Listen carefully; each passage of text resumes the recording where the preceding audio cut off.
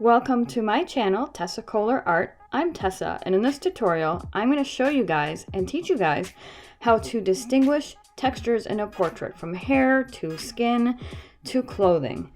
And we are using this reference photo right here. It's from Unsplash. It is in the description box below if you'd like to get it, and also follow along and draw this too.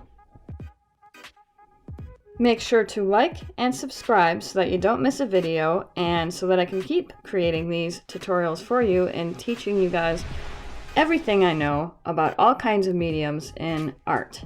So let's get into this.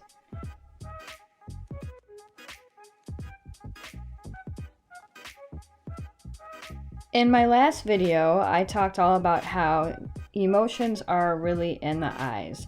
Eyes are light reflective, they are glassy and almost glossy, they are watery, they tear up. And in this portrait, I wanted to give these eyes some character, some personality.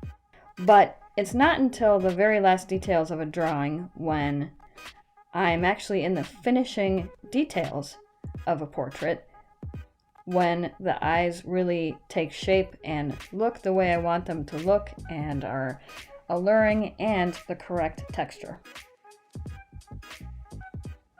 It takes a lot of layering to get the value scale down and accurate. I focus very intensely on making sure the value is correct and the right tone, and that the shading is spot on, that there's plenty of contrast, a lot of depth and perspective, and the eyes are a great place to start in a portrait. At this stage of the drawing, though, I am focused on getting the shading, the shadowing, the highlights accurate. I want the shading to be very dark and the highlights to be light, but not too light. With the eyes, I start in the darkest areas like I am doing here, and that helps me figure out exactly how dark I want to go with the whole area and how light I want the highlights to be.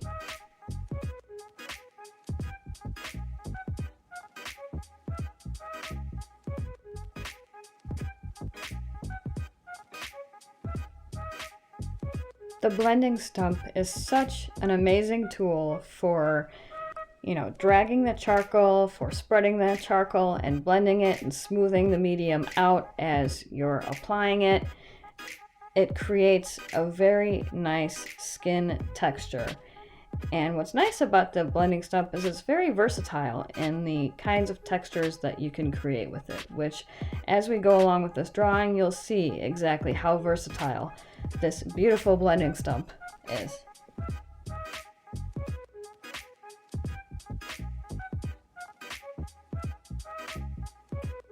I often find myself using my charcoal pencil a lot because the charcoal pencil, it's very dark, and I want my dark areas to be very dark. I want the black areas to be black and my light areas to be very light but not too light. So you want to be dramatic with your dark areas, but with your lighter areas you want to be a little more subtle. And as we go along with the portrait, I'll show you what I'm talking about.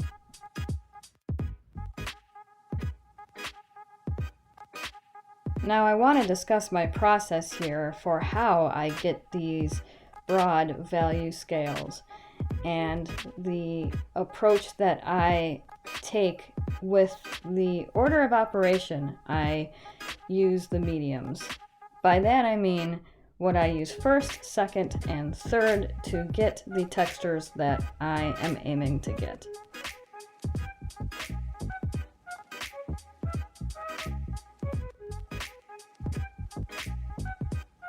I always start off with either my pencil or charcoal pencil, then I go to the blending stump, and then I switch on and off with either the pencil or the charcoal, depending on what I'm trying to do, and then my eraser stick.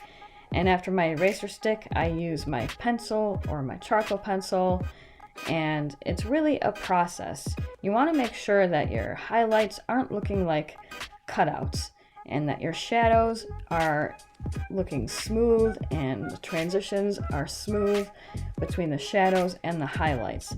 And it takes a lot of switching off with your tools to achieve those effects. I really want the features to stand out, to jump off the page. And here I am focused on getting a great contrast and a broad value scale. Like I said in my last video, whenever I'm drawing, I'm always, trying to get more of a value scale, but also get that contrast. You want the areas in the mouth to be as dark as they can, the areas that are dark. And like I said, with the highlights, what you do is you take your eraser stick, like I'm doing here, and then you go over with your pencil very lightly, like I'm doing here, and then your tissue, and you switch off between your eraser stick and your pencil to get those highlights at the right value.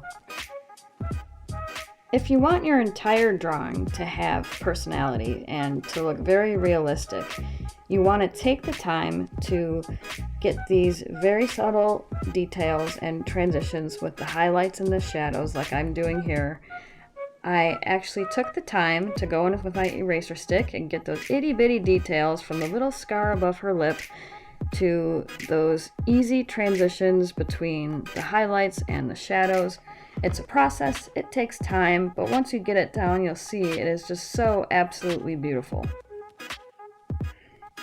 Now with the hair is a very different texture than the skin. It's a different kind of smoothness.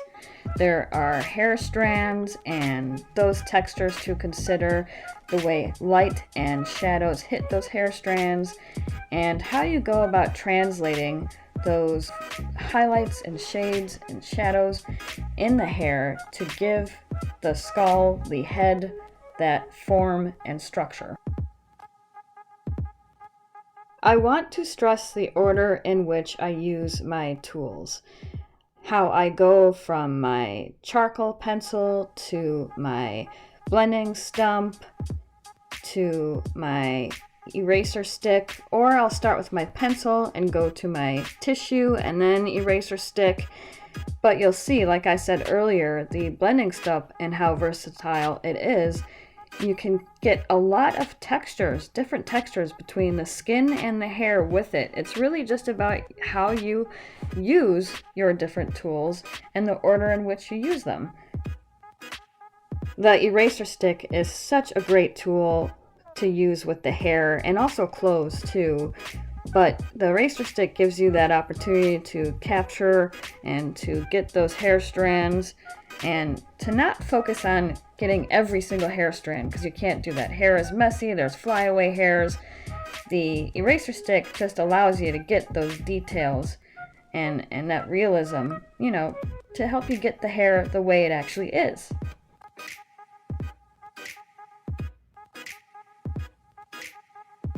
As I worked my way down the drawing, I focused on the shadowing under her chin and her jaw, and getting the darkest spots in her clothes, and making sure to blend everything out nicely with my blending stump around the collar here, and going in with my charcoal pencil, really darkening those areas up to create more definition. And then with my eraser stick, as you're seeing here, I'm going into the collar and actually taking the time, making an effort to make it actually look like a sweater. She's wearing a sweater. It's got some knit fibers in there, and the eraser stick really allows me to bring out those details. For her coat, I went in with my pencil mostly to add in those shadows where the folds are around her arm there, and smoothed it out with my tissue, but then went in with my pencil and darkened my charcoal pencil and darkened those black outlined areas around her jacket, and really focused on getting that knit texture down. Clothing is knit fabric. It's a wool blend. I can just see, I designed clothes too on the side, so I pay attention to getting those clothing textures. This is when a drawing can get challenging. I found myself bouncing between the hand, the texture of the hand, and the sweater down here with the eraser stick and getting those knit, linear structures down.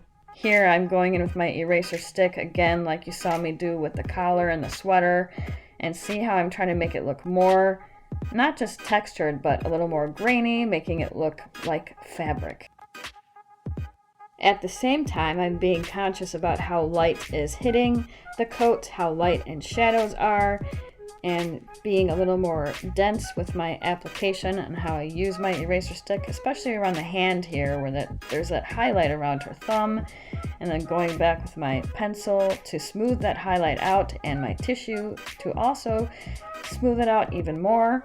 So really, it's all about getting skin to look like skin and fabric to look like fabric. As you finish up here, you'll want to switch off between your pencil and your tissue to get still a good amount of texture, but smoothness at the same time. And I'll admit, it took me a little while to get the shape of her thumb right. I found myself doing a lot of editing with that and going back into the finger there and changing those shapes a little bit and angles. It's all a learning curve, and don't be afraid to go back into something and really change it if you're seeing, you know what, I don't think that angle is really right. That's the part of the drawing process, and just don't be afraid to go in and drastically change something if you need to. For her ponytail here, I went in with my charcoal pencil, my eraser stick and blending stump, and also my kneaded eraser. Now, I use my kneaded eraser in combination with my charcoal pencil and eraser stick, which created some very interesting textures. It allowed me to get those curvatures of her hair and the curls and highlights and those flyaway hairs. Really brought it to life.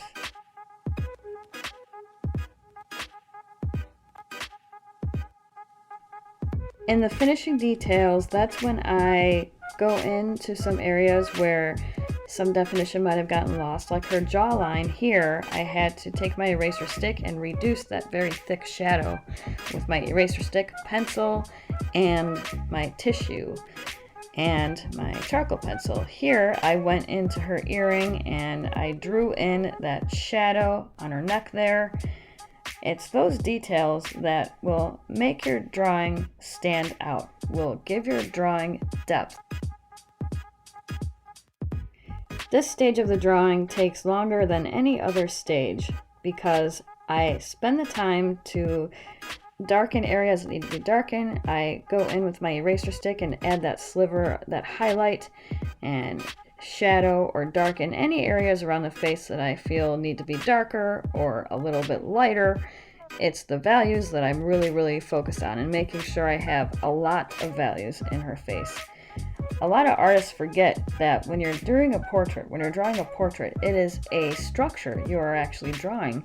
It is a form, and you want to give that form a 3-dimension.